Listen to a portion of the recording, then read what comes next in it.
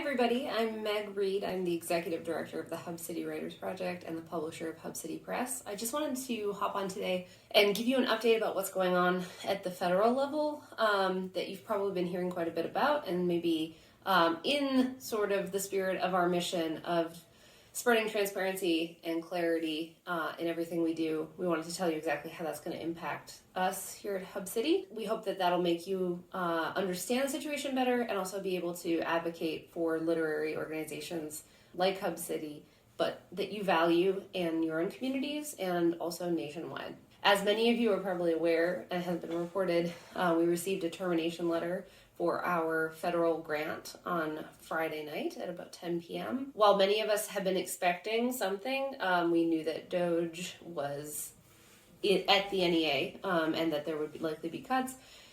I think we mostly all expected that those cuts would come next year to future funding. The grant that was terminated was written in February 2024 for our operations this year in 2025.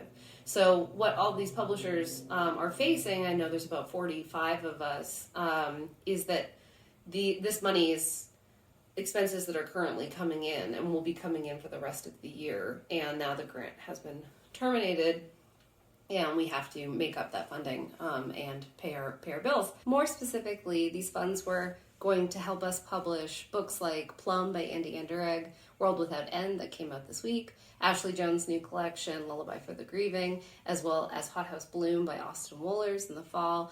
And we will continue to publish these books just without the support of the NEA. This does not change our mission or ethos or values around publishing and who and what we want to publish. This change of priorities at the federal government under the current administration has nothing to do with our mission of championing new and extraordinary Southern writers and fostering a more inclusive literary arts culture in the South as well as nationwide. What the NEA covers, I'll just tell you what it pays for us. It pays for the printing and the binding and the shipping of our books, which we do at facilities in Michigan and Illinois mostly, all in the United States. That production cost has obviously tripled in the last few years, so this is something that is very expensive, especially for a nonprofit like us. It pays for marketing, things like the production of galleys and catalogs, and also underwrites many parts of our operations like utility bills and things like that, just office expenses. It pays for us to go to places like AWP, especially when they're far from us, like in LA, like they were this year. And most importantly, it actually pays for our staffing. It helps pay for our salaries for the 3.5 people who work at Hub City. We're a very small team. So you can kind of get a feel for the importance of this money to our operations. I don't really have a lot of answers, and we don't really know what's going to happen next. We do know that the literary staff at the NEA was laid off this morning, or they're all done working on the end of the month. These are people that we've worked with for over a decade. They're really dedicated people who want to make our literary culture better. And I think that was probably the most heartbreaking email to receive. It's an unfolding situation, but we appreciate everybody who has reached out to us and who has, given us support. We really appreciate that you're all thinking about us at this time. And on to better things, we are celebrating our 30th anniversary. Hub City Writers Project's 30th anniversary is this week, which is incredible. We've been talking about it sort of all year, but this is actually the week that Hub City was founded by Betsy Teeter, John Lane, and Gary Henderson in downtown Spartanburg, because they saw a need in their community that we had a lot of writers and we had a lot of people who, celebrated the written word, and they decided to put out that first book, the Hub City Anthology, still available at the Hub City Bookshop today, and started that ball rolling that's now going for 30 years. And I just wanted to note, we're going to be embarking on our fundraising season, as we always do in May. And obviously this NEA situation has changed our approach and the circumstances around that campaign.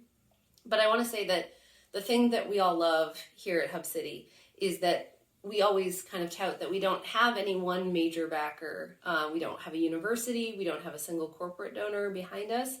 And that is incredibly important, I think, to everybody who works here. We are funded by things like grants and by our book sales, and most importantly, by our community, by hundreds of you who send us a donation yearly or monthly in order to keep our operations going. And so I think, since it's the anniversary, 30 years, which is a really, really long time for a literary organization to exist, especially one in a place like South Carolina where there's less support and infrastructure for organizations like ours. The fact that we have existed for 3 decades and are thriving in our 30th year is an absolute miracle, and it's just something that I think we should all be immensely proud of.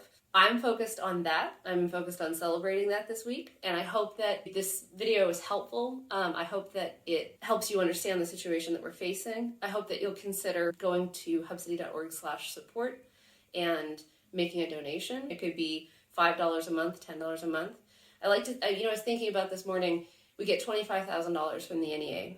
And we have more people than that in our social media reach. I think it's a good reminder that the reason that Hub City has existed for so long is the power of our community and how community grounded we have always been and continue to be. And we are likely going to need that community a lot more in the next few years as things become more uncertain and tumultuous than they have been in the past. We would be honored if you would consider making a donation to Hub City Writers Project in honor of our 30th year, or signing up to be a recurring monthly donor, which allows us to honestly plan into the future and weather things like this grant cancellation much more easily. We really do value people who choose to do that and make a recurring donation. If you have questions or want to know more about any of this, please reach out to me. I'm meg@hubcity.org. And I hope that you're all having a wonderful week. And again, thank you for all of your support of Hub City. And here's to the next 30 years.